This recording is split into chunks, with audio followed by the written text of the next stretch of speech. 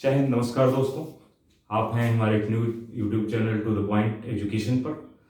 दोस्तों, हर बार की तरह मैं इस बार भी आपके लिए करंट अफेयर्स की क्लास लेके आ रहा हूं। करंट अफेयर्स यानी समसामयिक घटनाक्रम। प्यारे बच्चों, समसामयिक घटनाक्रम एक ऐसा सब्जेक्ट है जो लगभग सभी एग्जामों में आता है। जितने भी एग्जाम हमारे कॉम्पिटेटिव एग्जाम होते हैं उसके अंतर्गत ये जरूर पूछा जाता है। और मैं आपको लगभग एक वर्ष का, यानी कि आपको बता दें अप्रैल से लेकर के दिसंबर, अप्रैल 2022 से लेकर के दिसंबर 2023 तक का ये लगभग हम सेगमेंट कवर करेंगे। यानी कि लगभग एक वर्ष का आपको करंट अफेयर्स हम कवर करेंगे अलग अलग तरीकों से। जैसे राष्ट्रीय यानी कि नेशनल आपको घटनाक्रम लेंगे, और अंतर्राष्ट्रीय लेंगे, योजनाएं लेंगे। इसमें विभिन्न तरीके के जो क्वेश्चंस पूछे जाते हैं एग्जामिनेशन में, खासतौर से समसामयिक घटनाक्रम में, हम सबको लेंगे बारी बारी से। अभी हमारा आज का जो सेगमेंट स्टार्ट हो रहा है वो है उत्तर प्रदेश स्पेशल यानी यूपी स्पेशल। जो बच्चे यूपी में एग्जाम देते हैं, यूपी के एग्जाम को देते हैं, वहां पर क्वेश्चंस जरूर पूछा जाता है यूपी से। और ये यूपी स्पेशल का ये मतलब ये है कि पर्टिकुलर यूपी के क्वेश्चंस नहीं, ये करंट अफेयर्स है। यूपी उत्तर प्रदेश का ये करंट अफेयर्स है। मतलब ये है कि ये मुश्किल से मेरे ख्याल में एक या दो क्लासेस में ये समाप्त हो जाएगा यूपी स्पेशल। ठीक है प्यारे बच्चों। और यूपी स्पेशल जो है लगभग उत्तर प्रदेश में जितने भी एग्जाम पूछे जाते हैं उन सब में इसका एक बड़ा पार्ट होता है। और आपको पता ही है कि अभी उत्तर प्रदेश यानी कि पीसीएस के एग्जाम में मेंस के अंदर जो है दो सब्जेक्ट, दो क्या कहते हैं, दो पेपर यूपी स्पेशल ही डालने की कोशिश की गई। इसका मतलब ये है कि उत्तर प्रदेश जो है, उत्तर प्रदेश की सरकार या उत्तर प्रदेश जो आयोग हैं, जितने सारे जो कॉम्पिटिटिव एग्जाम लेते हैं, उन सब में उत्तर प्रदेश के क्वेश्चनों को लेकर के एक अलग तरीके की रणनीति बना रहे हैं ताकि इनका वेटेज बढ़ाया जा सके। और खासतौर से जो उत्तर प्रदेश के बाहर के लोग हैं उनको सेलेक्ट होने में थोड़ी सी मुश्किल आए, ताकि उत्तर प्रदेश के बच्चे ज्यादा से ज्यादा सेलेक्ट हो सकें। ठीक है प्यारे बच्चों, तो आपको ये ध्यान देना है कि जो भी कॉम्पिटेटिव एग्जाम की तैयारी कर रहे हैं, जो भी बच्चे कॉम्पिटेटिव एग्जाम की तैयारी कर रहे हैं, उसके अंदर करंट अफेयर्स का पार्ट बहुत बड़ा पार्ट होता है प्यारे बच्चों। लगभग 25 से 30 क्वेश्चन, लगभग 25 से 30 क्वेश्चन पूछे जाते हैं इन एग्जामों में। और इन एग्जामों में जो मैं आपको बताने जा रहा हूं, आप ये ध्यान दीजिए कि 25 से 30 क्वेश्चनों में से कम आपके 20 से 25 क्वेश्चन कहीं नहीं गए। मतलब अगर आप ध्यान से इसको पढ़ते हैं और ध्यान रखते हैं और चीजों को याद रखते हैं तो 25 से 30 क्वेश्चन आपके 25 क्वेश्चन तक, 20 क्वेश्चन तक आप इसको कर सकते हैं। दूसरी बात क्या है प्यारे बच्चों कि कैसे अमूमन जो बच्चों की क्वेरीज होती हैं कि आखिर किस तरीके से इसको डील किया जाए, या याद नहीं होते हैं। बार बार रिवीजन से, अगर आप बार बार रिवीजन करते हैं किसी चीज को तो वो अपने आप आपको याद हो जाती है। मैं आपको उदाहरण के लिए बताना चाहता हूं कि बहुत सारे ऐसे फोन नंबर्स हैं जो 10 डिजिट के होते हैं, लेकिन वो आपको याद होते हैं। ऐसा क्यों? क्योंकि आप बार बार गुजरे हुए होते हैं। और बहुत सारे ऐसे होते हैं, ट्रेनों के नंबर हैं, या अलग अलग जीवन में अलग अलग तरीके के नंबर हैं, या खासतौर से कोई भी कोटेशन है, वो आपको क्यों याद रहता है? क्योंकि आप उससे आत्मसात हो जाते हैं, आप उसके नजदीक हो जाते हैं, उसको बार बार दोहराते रहते हैं। इसलिए सबसे ज्यादा जरूरी होती है रिवीजन। रिवीजन के अलावा दूसरा कोई तरीका नहीं है चीजों को याद करने का। बाकी हम आपको इस करंट अफेयर से जो हमारा ये सेगमेंट चलेगा, आपको देखो बच्चों, अगर आपको कॉम्पिटेटिव एग्जाम को बीट करना है तो आपको हार्ड वर्क करना पड़ेगा, और आपको खासतौर से मेहनत करनी पड़ेगी, पढ़ना पड़ेगा और रिवीजन करना पड़ेगा। सिर्फ 2-3 तरीके ही हैं, दूसरे तीसरे तरीके के अलावा और कोई तरीका नहीं होता है। ठीक है, तो आइए आज हम स्टार्ट करते हैं। खासतौर से मैंने आपको बताया कि अप्रैल से लेकर दिसंबर तक, अप्रैल 2022 से दिसंबर 2000, दिसंबर पूरा यानी कि दिसंबर 30 दिसंबर तक, 31 दिसंबर तक, दिसंबर 2023 तक हम इसको ले रहे हैं। खासतौर से क्या ले रहे हैं? उत्तर प्रदेश स्पेशल के करंट अफेयर, समसामयिक घटनाक्रम। किसकी? यूपी की, उत्तर प्रदेश के समसामयिक घटनाक्रम। आपको हम यहां पर क्वेश्चंस बताएंगे, इंफॉर्मेशन देंगे, उसके साथ साथ में ये बताएंगे कि आखिर एक क्वेश्चन आपके एग्जामिनेशन में पूछे कैसे जाते हैं, किस तरीके से क्वेश्चन आते हैं, और आपको कैसे डील करना है उन क्वेश्चनों को, आंसर कैसे देना है। ठीक है, तो आइए स्टार्ट करते हैं आज का सेगमेंट हमारा। पहला क्वेश्चन ले लेते हैं हम। मथुरा और वृंदावन, आप जानते हैं उत्तर प्रदेश में जो होली प्लेस है मथुरा और वृंदावन, तो मथुरा और वृंदावन, जो कि वृंदावन को क्या किया गया है? शून्य कार्बन घोषित किया। मतलब यह है कि मथुरा और वृंदावन को शून्य कार्बन उत्सर्जन पर्यटन स्थल, ये ऑलरेडी मथुरा और वृंदावन क्या है? पर्यटन स्थल है। आप जानते हैं उत्तर प्रदेश का पर्यटन स्थल है, पर्यटन स्थल है। इसको 2041 तक, 2041 तक क्या किया गया? शून्य कार्बन उत्सर्जन, शून्य कार्बन उत्सर्जन पर्यटन स्थल बनाने की घोषणा की गई है। किसके? उत्तर प्रदेश सरकार के द्वारा। क्या? शून्य कार्बन उत्सर्जन पर्यटन स्थल बनाने की घोषणा की गई।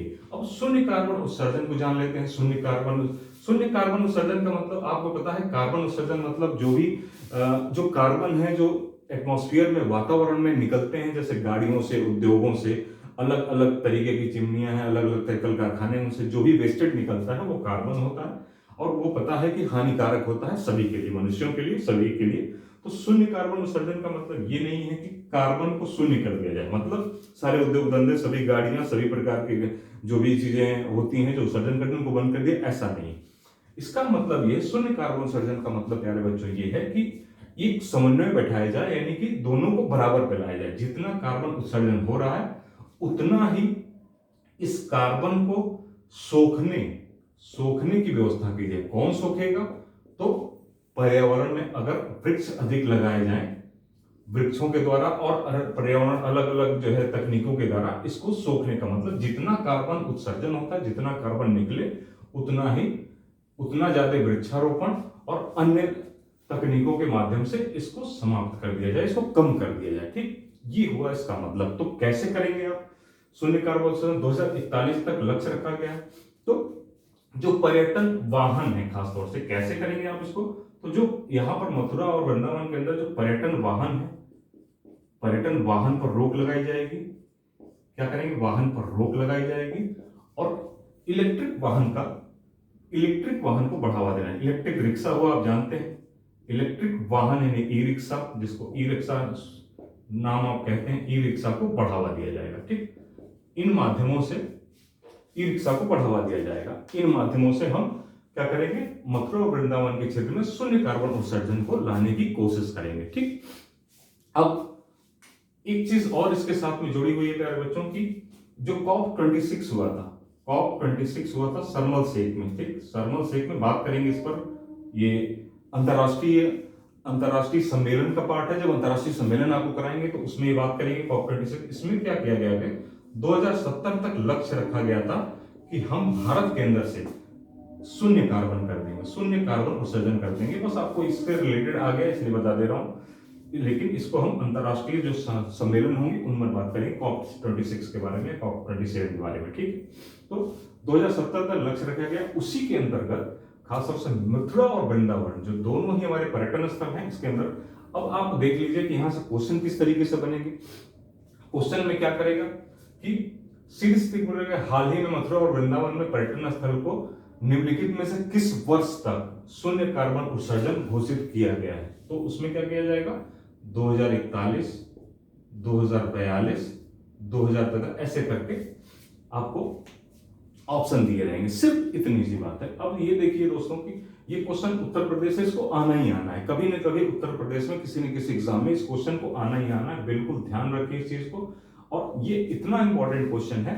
मैं आपको बता दूं कि मैंने क्या किया है कि बहुत सारे चीजों को देख करके जो सुपर एग्जाम, मतलब बिल्कुल एग्जाम ऐसा पेपर, ऐसा जो है क्वेश्चन है, ऐसा ये आपका जो जितनी भी थ्योरीज हैं ये ऐसी हैं जो एग्जाम में आनी ही आनी है आपको। इसलिए इसको ध्यानपूर्वक पढ़ना है, आपको ध्यानपूर्वक समझना है। ठीक, मथुरा वृंदावन पर्यटन स्थल शून्य कार्बन उत्सर्जन घोषित किया 2041 तक किया गया है। ठीक, किस माध्यम से? ये जानकारी के लिए सिर्फ कि पर्यटन वाहन पर रोक लगा दी जाएगी और इलेक्ट्रिक और वृक्षारोपण को बढ़ावा दिया जाएगा। ये सिर्फ मैंने इसलिए बताया ताकि आप इस चीज को समझ सकें कि इसका क्या मतलब होता है। ठीक है, तो आप इस चीज को ध्यान रखिए दोस्तों कि ये प्यारे बच्चे एग्जाम में क्वेश्चन पूछे जाते हैं। आप समझ लीजिए कि अगर किसी भी एग्जाम में 25 से 30 क्वेश्चन अगर आता है तो उसके अंदर यूपी स्पेशल के जो क्वेश्चन होते हैं वो अब वेटेज बढ़ाए जा रहे हैं, कम से कम 7-7, 8-8 क्वेश्चन तक रहते हैं यूपी स्पेशल का।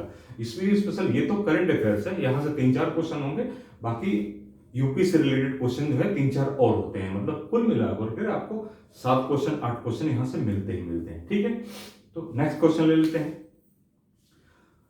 देखिए नेक्स्ट क्वेश्चन है वन डिस्ट्रिक्ट वन स्पोर्ट। क्या है?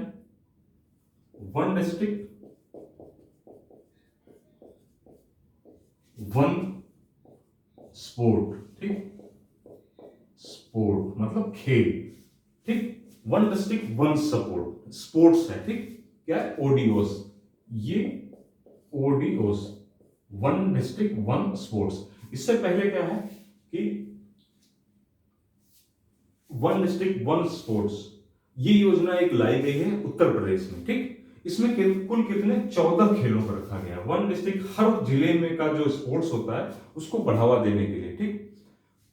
ये हर जिले का जो है ऐसे ही लाया गया था, वन डिस्ट्रिक्ट वन उत्पाद करके, ठीक, product, one district one product. आपने इससे पहले देखा कि इलाहाबादी अमरूद हुआ हो, चाहे लखनऊ का आम फेमस है, इनको बढ़ावा देने के लिए वन डिस्ट्रिक्ट वन एक उत्पाद यानी कि प्रोडक्ट के रूप में लॉन्च किया गया था। उसी से प्रेरित होकर इस बार वन डिस्ट्रिक्ट वन स्पोर्ट्स की जो है अवधारणा आई है, ओडीओस की, जिसके अंतर्गत कुल 14 खेलों को रखा गया है। कि कितने खेलों को रखा गया? 14 खेलों को। इन खेलों का नाम बता देता हूं मैं आपको वैसे, लेकिन इंपॉर्टेंट जो है वो ये है, पूछ लेगा कुल वन डिस्ट्रिक्ट वन स्पोर्ट्स के अंतर्गत कुल कितने खेलों को रखा गया है, तो 14 खेलों को रखा गया है, ठीक है। अब मैं आपको इसके बारे में बता देता हूं नाम। तो क्या है? टेबल टेनिस, बोल देता हूं मैं, लिखने की जरूरत नहीं, 14 है। Table tennis, athletics, judo, lawn tennis, badminton, hockey, कुश्ती, फुटबॉल, तैराकी, बॉक्सिंग, भारोत्तोलन, तीरंदाजी, शूटिंग और कबड्डी, ठीक। ये कुल 14 खेल हैं जिनको वन डिस्ट्रिक्ट वन स्पोर्ट्स के अंतर्गत रखा गया है, ठीक है। आप बस इतना ध्यान रखिए, क्योंकि ये क्वेश्चन अगर पूछेगा तो वन डिस्ट्रिक्ट वन स्पोर्ट्स, ये 2022 का ही, क्योंकि मैं आपको बता क्या रहा हूं, अप्रैल 2022 से दिसंबर 2023 का करंट अफेयर्स बता रहा हूं, भी उत्तर प्रदेश स्पेशल, ठीक है। जितने भी यूपी के लोग हैं, जितने भी यूपी के लोग जो एग्जाम देना चाहते हैं, खासतौर से यूपी का, उन सब के लिए ये इंपॉर्टेंट है। बाहर के लिए तो इंपॉर्टेंट उतना नहीं है, लेकिन जो लोग, जो खासतौर से उत्तर प्रदेश के लोग हैं, जो उत्तर प्रदेश का एग्जाम देना चाहते हैं, किसी भी कॉम्पिटेटिव एग्जाम को देना चाहते हैं, उसके लिए बहुत ज्यादा इंपॉर्टेंट है। और सबसे बड़ी बात यह है दोस्तों कि एक सेगमेंट में, एक जगह पर ही आपको सारी चीजें मिलेंगी। अब जिसके बाद से हम स्टार्ट करेंगे नेशनल जितने भी घटनाएं हैं उनको, फिर इंटरनेशनल घटनाओं को लेंगे, फिर योजनाओं को लेंगे, समितियों को लेंगे, प्रैक्टिसेस को लेंगे, सबको अलग अलग सेगमेंट में बांट करके आपके साथ लाएं। इससे पहले हम लोगों ने करंट अफेयर्स की क्लासेस बहुत सारी करी थी, लेकिन इस बार आपको बिल्कुल कंसाइज वे में एक जगह पर, यानी कह सकते हैं एक छत के नीचे ही आपको सब कुछ मिलेगा। यानी गागर में सागर की बात की जाएगी, गागर में सागर आपको मिलेगा, सागर को ही गागर में रख दिया गया है। सागर तो बहुत सारी किताबें पढ़ करके और बहुत सारे मैगजीन्स मार्केट में अवेलेबल हैं, उनको बहुत ही कंसाइज करके और इंपॉर्टेंट वे में, और मैं आपको बताता हूं कि ये दावे के साथ बता रहा हूं आपको कि इनसे क्वेश्चन आपको एग्जामिनेशन में यहां से मिलेंगे। और मैं आपको जब आपका एग्जाम होगा, जिसका भी एग्जाम होगा, तो आपको मैं ये दिखाऊंगा एग्जामों में किस तरीके से। अगर देखेंगे, मई में पीसीएस का एग्जाम होने जा रहा है, उसके लिए इंपॉर्टेंट है। अभी समीक्षा अधिकारी का पेपर होने की उम्मीद है आगे। सुपर टेट के बालकों को भी, सुपर टेट में भी आपको लगभग 25 के क्वेश्चन के आसपास करंट अफेयर्स के पूछते हैं, जिसमें उत्तर प्रदेश स्पेशल भी पूछेगा, ठीक है। और आपको ये ध्यान रखना है कि केवल उत्तर प्रदेश तक ये सीमित नहीं रहने वाला है। इसके बाद हम आपको पूरा करंट अफेयर्स, यानी कि अभी अप्रैल से लेकर के दिसंबर तक कराएंगे, और उसके बाद फिर जनवरी से लेकर के अभी आज तक इन सबका सेगमेंट बारी बारी से लेते रहेंगे, ठीक। तो आइए स्टार्ट, नया दूसरा देख लेते हैं। केंद्रीय वन एवं पर्यावरण मंत्रालय ने क्या किया? तराई हाथी रिजर्व, उत्तर प्रदेश में तराई हाथी रिजर्व,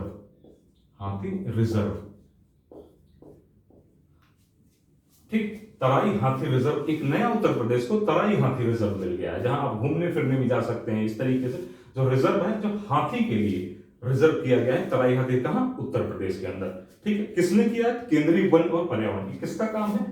तो केंद्रीय वन और पर्यावरण मंत्रालय का। इसकी घोषणा कौन करता है? केंद्रीय वन एवं पर्यावरण मंत्रालय करेगा, ठीक, पर्यावरण मंत्रालय करेगा।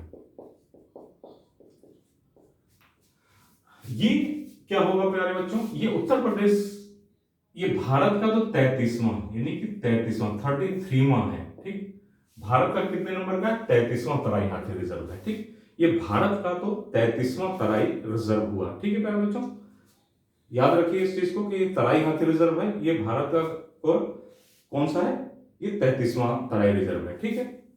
अब आइए देख लेते हैं कि ये केंद्रीय वन एवं पर्यावरण मंत्रालय द्वारा किया गया ये जो रिजर्व है ये 3049 वर्ग किलोमीटर क्षेत्र में विस्तृत है, यानी तराई हाथी रिजर्व 3049 किलोमीटर वर्ग किलोमीटर में है। ठीक, कितने में? 3049 वर्ग किलोमीटर में फैला हुआ है, 3049 वर्ग किलोमीटर में फैला हुआ है। ठीक है,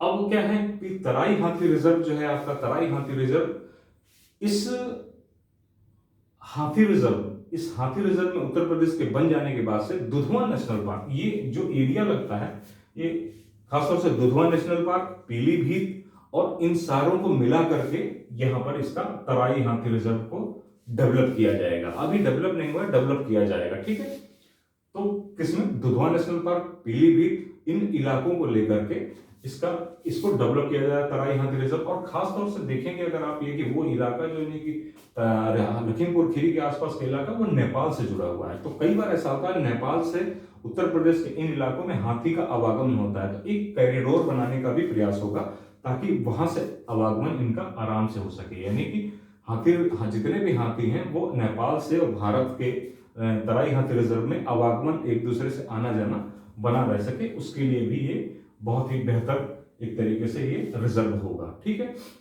अब ये तराई हाथी रिजर्व बन जाने के बाद दुधवा नेशनल पार्क उत्तर प्रदेश का एकमात्र ऐसा नेशनल पार्क हो गया है। जो कौन सा? दुधवा नेशनल पार्क जो है ये एकमात्र ऐसा नेशनल पार्क हो गया है प्यारे बच्चों, जिसमें चार जंगली जानवर इसमें एक प्रजातियां एक साथ रहती हैं। क्या कौन कौन सी रहती हैं? एक है बाघ, यानी कि आपको बाघ में मिलेगा। ठीक, दूसरे नंबर एक सिंही गैंडा, कौन मिलेगा? एक सिंह वाला गैंडा, एक सिंह वाला गैंडा भी मिलेगा, गैंडा मिलेगा। एशियाई हाथी मिलेगी, एशियाई हाथी। और चौथा कौन मिलेगा? हिरण। ठीक, हिरण मिलेगा। तो ये चारों ही आपको, ठीक, हिरण मिलेगा यहां पर।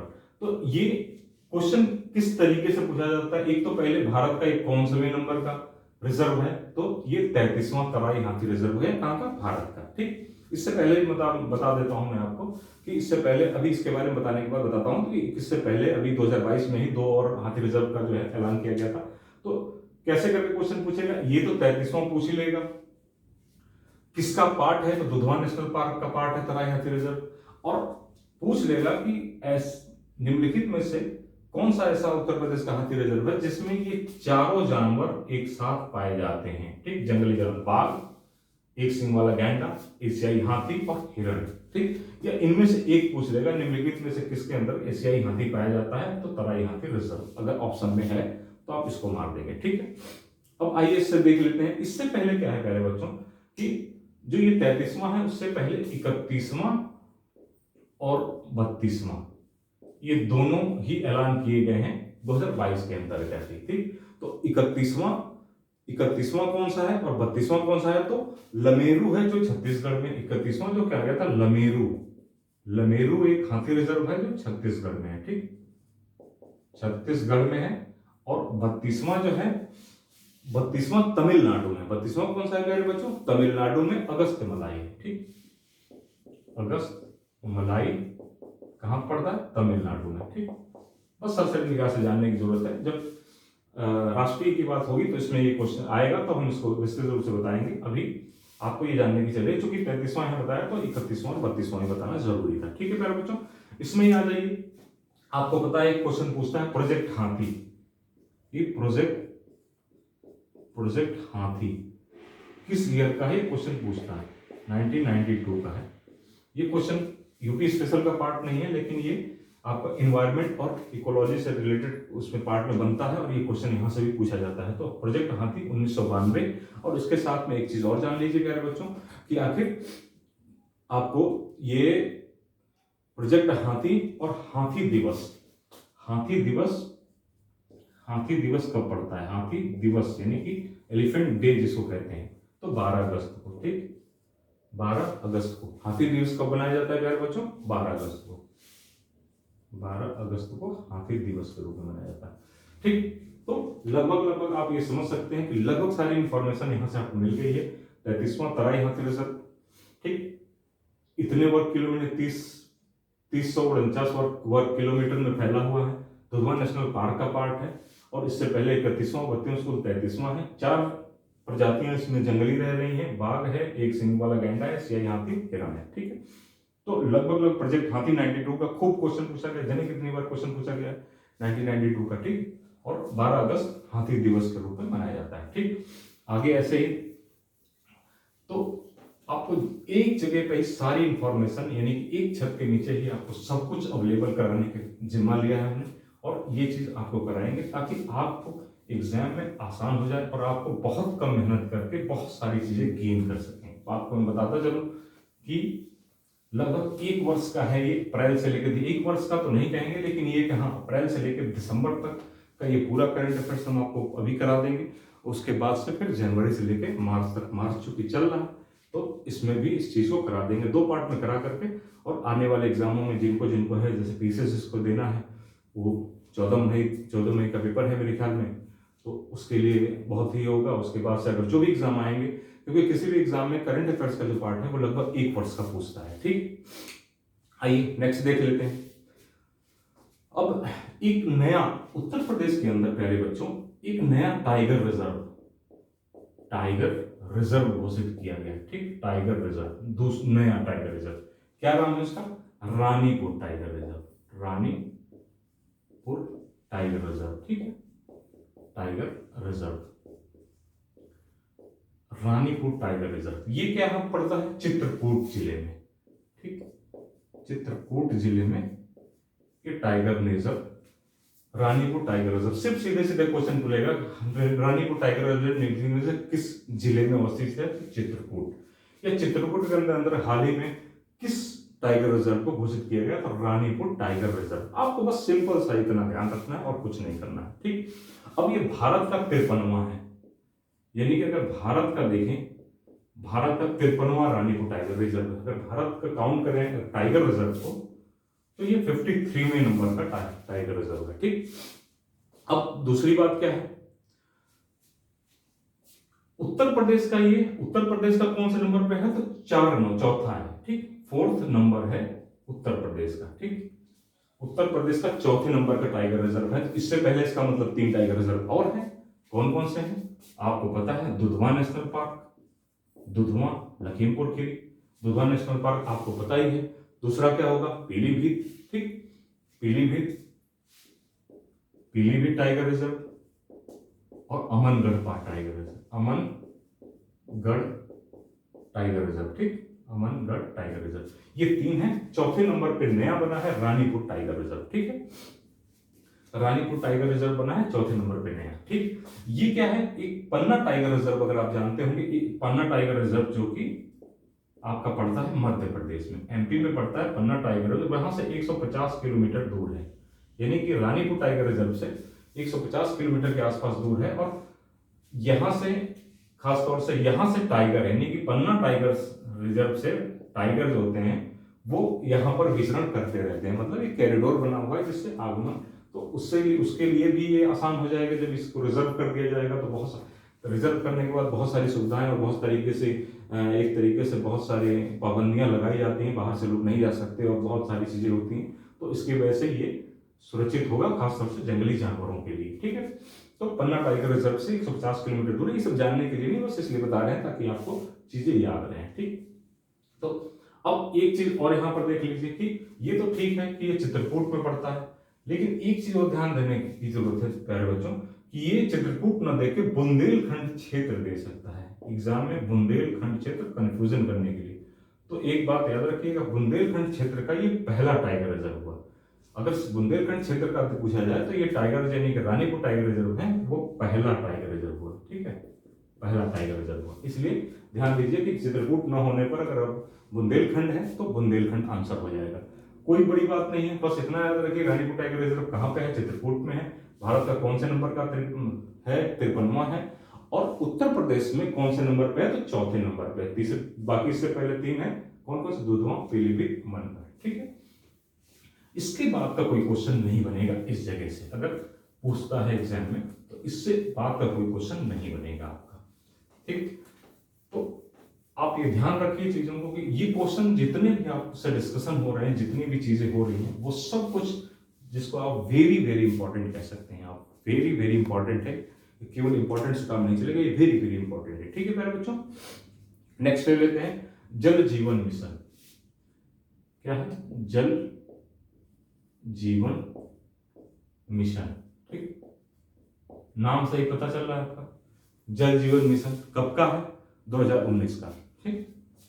2019 में इसको लॉन्च किया गया। इसका मतलब क्या है जल जीवन मिशन, कि जो ग्रामीण क्षेत्र है, ठीक, ग्रामीण क्षेत्रों में हर घर नल, मतलब सभी घरों में, ग्रामीण क्षेत्र में सभी घरों में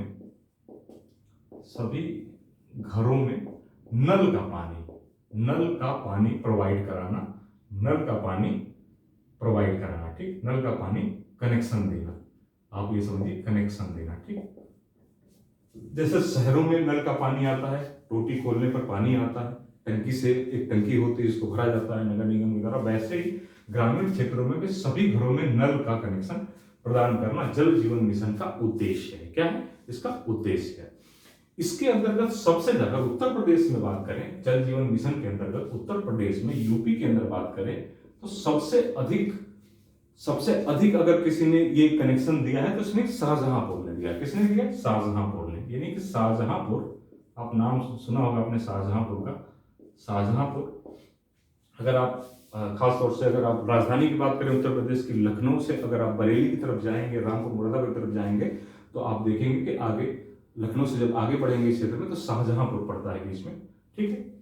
तो शाहजहांपुर नंबर 1 पर है, किसमें, ये जल जीवन मिशन के अंतर्गत सबसे ज्यादा नल का कनेक्शन देने में शाहजहांपुर नंबर 1 पर है। दूसरे नंबर पे है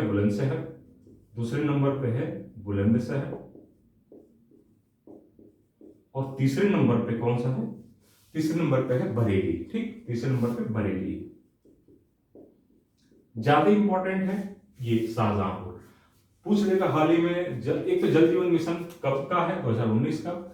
इसके अंतर्गत उत्तर प्रदेश नंबर 1, उत्तर प्रदेश के अंतर्गत सबसे अधिक जल कनेक्शन देने वाला, यानी कि नल को कनेक्शन देने वाला शाहजहांपुर 1 नंबर पे। सिर्फ इतनी बात ज्यादा इंपॉर्टेंट है, बाकी चीजें आपका गौर, अगर आप याद करना चाहते हैं तो बुलंदशहर और बरेली भी, चूंकि आप लोकल की चीज है तो आपको याद ही रहेगी, ठीक है प्यारे बच्चों।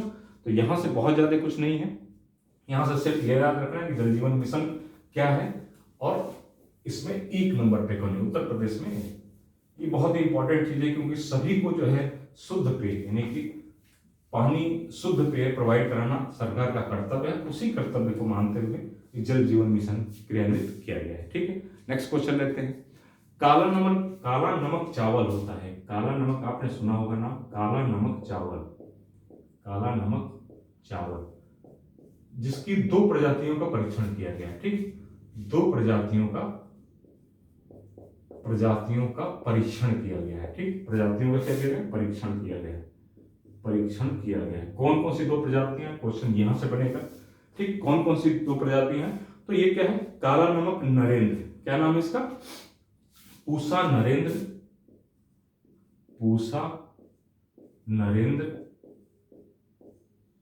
ये काला नमक की प्रजातियां हैं। पूसा नरेंद्र क्या है, 1638, और पूसा नरेंद्र ही ये है 1652, ठीक। ये 2 प्रजातियों का, जो कि किसकी प्रजातियां हैं, चावल की प्रजातियां, पूसा नरेंद्र 1638 और पूसा नरेंद्र 1652, ठीक, ये चावल की प्रजातियां। तो अब ये सोचिए आपकी क्वेश्चन कैसे बनते हैं, सिर्फ सीधे क्वेश्चन पूछ लेगा, चूंकि लेटेस्ट है, करंट का क्वेश्चन है कि निम्नलिखित में से चावल की प्रजाति है, सिर्फ इतना पूछ लेगा। पूसा नरेंद्र 1638 दे देगा, फिर पूसा नरेंद्र 1822 दे देगा, ठीक। 1638 या 1652 से अगर देगा तो आंसर हो जाएगा। इसमें एक आंसर तो इन दोनों में से कोई एक होगा, और बाकी 3 ऑप्शन जो होंगे वो अलग अलग होंगे। तो पूसा नरेंद्र 1638 और 1652, ठीक। 2 प्रजातियां हैं, चावल की प्रजाति है, किसकी प्रजाति है, और अगर बहुत ज्यादा पूछेगा तो किस चावल की प्रजाति है, तो काला नमक चावल की प्रजाति। यहाँ से लगभग फुलफिल क्वेश्चन हो गया। और एक चीज और है आपको कि भगवान बुद्ध की ओर से इसको क्या कहा जाता है, इस चावल को कहा जाता है कि भगवान बुद्ध की तरफ से श्रावस्ती को उपहार दिया गया था। ठीक, श्रावस्ती को क्या दिया गया था, उपहार स्वरूप ये चावल दिया गया था। कौन सा, पूसा नरेन 1638 और 1652। ठीक, तो ये एक तरीके से इसका क्या हो जाता है, धार्मिक प्लेस हो सकता है, या आपको कहेंगे कि आप जो है सांस्कृतिक रूप से भी है ये और इंपॉर्टेंट है और भगवान बुद्ध से रिलेटेड भी है। ठीक, श्रावस्ती उपहार कहा जाता है। ठीक, तो ये क्वेश्चन हो गया। आपको ये ध्यान रखना कि दो प्रजातियां कौन कौन सी हैं, पूसा नरेन 1638 और पूसा नरेन 1652 है। ठीक है, आइए नेक्स्ट क्वेश्चन देख लेते हैं। आपको बिल्कुल घबराने और परेशान होने की जरूरत नहीं, क्लास थोड़ी लंबी जरूर हो जाएगी, लेकिन इतनी इंपॉर्टेंट क्लास है कि एक क्वेश्चन भी आपका बाहर नहीं जाने वाला है यहाँ से। इसलिए आप जो है परेशान हुए बगैर आप चुपचाप इसको क्लास करिए और रिवीजन करिए, जो नोट बना लीजिए, जो जो बता रहे हैं क्वेश्चन, इन्हीं में से ही क्वेश्चन आपके आने हैं आपको कॉम्पिटिटिव एग्जामों में। नेक्स्ट देखिए, अमृत सरोवर बहुत इंपॉर्टेंट क्वेश्चन है। अमृत सरोवर योजना। ठीक, अमृत सरोवर योजना बनाई गई 2022 में। अमृत सरोवर योजना है क्या, अब ग्रामीण क्षेत्रों में जो लोग रहते हैं, ये मेनली इसका जो उद्देश्य है प्यारे बच्चों, ये है भविष्य के लिए पानी का संरक्षण। क्या करना है, भविष्य के लिए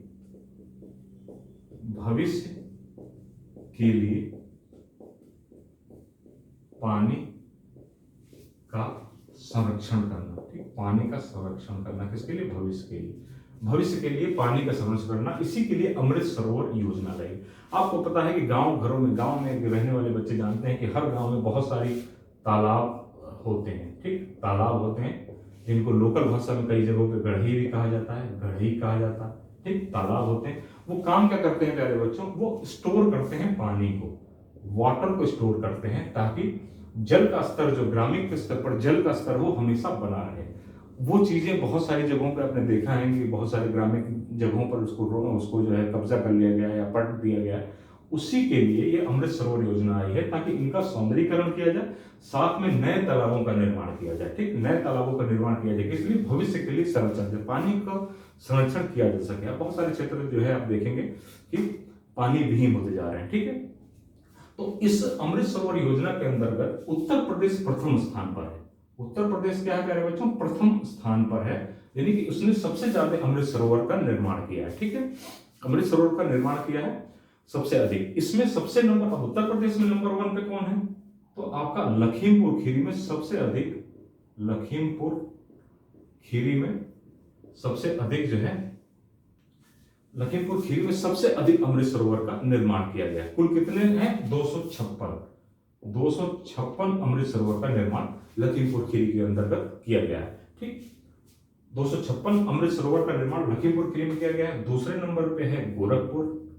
ठीक, गोरखपुर है दूसरे नंबर पे, और तीसरे नंबर पे आपका कौन आता है, तीसरे नंबर पे आता है प्रतापगढ़। ठीक, प्रतापगढ़ आता है। ठीक है, प्रतापगढ़ तीसरे नंबर पे आता है। इसमें सबसे ज्यादा इंपॉर्टेंट लखीमपुर खीरी है। और भारत में अमृत सरोवर योजना के निर्माण में सबसे नंबर 1 पे कौन है, उत्तर प्रदेश 1 नंबर पे। दो तरीके क्वेश्चन बनेंगे कि अगर भारत में अमृत सरोवर योजना के अंतर्गत नंबर 1 कौन है, तो प्रदेश में उत्तर प्रदेश प्रथम स्थान पर होगा। और अगर ये पूछता है कि उत्तर प्रदेश में अमृत सरोवर योजना के निर्माण में सबसे नंबर 1 है, तब लखीमपुर खीरी, उत्तर प्रदेश का ही लखीमपुर खीरी आएगा। कुल कितने किए हैं इसने, 256 निर्माण किए हैं अमृत सरोवर। अमृत सरोवर है क्या चीज, भविष्य के लिए पानी का संरक्षण। ठीक, भविष्य के लिए पानी के संरक्षण के लिए ये योजना लाई गई, अमृत सरोवर योजना। ठीक है प्यारे बच्चों, तो आज के लिए इतना ही। और उत्तर प्रदेश के जितने भी करंट अफेयर्स हैं, खासतौर से मैं आपको बता रहा हूँ, उनको लाने को से हो सकता है अगले 2 वीडियोस में हम आप इसको क्लियर कर देंगे। उसके बाद हम राष्ट्रीय घटनाओं को लेंगे, फिर अंतर्राष्ट्रीय घटनाओं को लेंगे, ऐसे ही योजनाओं को लेंगे, साइंस टेक को लेंगे, समितियां लेंगे, और बहुत सारी चीजें इसमें लेंगे, प्रैक्टिसेस लेंगे। धीरे धीरे करके सेगमेंट को सब खत्म कर देंगे, और अप्रैल से लेकर दिसंबर, यानी कि 31 दिसंबर तक आपको लगभग चीजें समाप्त कर देंगे बहुत जल्दी। उसके बाद से आपका स्टार्ट हो जाएगा, यानी कि 2023 का सेगमेंट हमारा चलेगा। और एग्जाम आने से पहले आप देखेंगे कि लगभग 1 साल का पूरा करंट अफेयर्स, मतलब जितना भी करंट अफेयर्स का पार्ट कितना होगा, 2000 कम से कम 25 से 30 क्वेश्चन आते हैं अलग अलग एग्जामों में, उन सबको हम क्लियर कर देंगे। एक बात समझिए कि अगर आप आधे घंटे और 1 घंटे की क्लास डेली करने से, 1 घंटे और आधे घंटे क्लास करने से अगर आपको लगभग 25 क्वेश्चन आराम से मिल जाते हैं, तो सोचिए कंपटीशन में आप मेरे से कितना देंगे। 150 क्वेश्चन अगर किसी एग्जाम में आते हैं, 150 क्वेश्चन में अगर एग्जाम अच्छा है तो लगभग 100, 110, 120 जाते जाते आप उसके एग्जाम को फिल कर देते हैं, जिसमें से 25 क्वेश्चन आपको ऐसे ही मिल जाएंगे। बाकी है। ठीक है प्यारे बच्चों, ऐसे ही हौसला बढ़ाते रहिए। हमारा चैनल है टू द पॉइंट एजुकेशन, मैं हूं अनिल कुमार, और हमारे हौसला बढ़ाने के लिए शेयर करिए, अपने दोस्तों के साथ शेयर करिए, सब्सक्राइब करिए। जय हिंद, नमस्कार।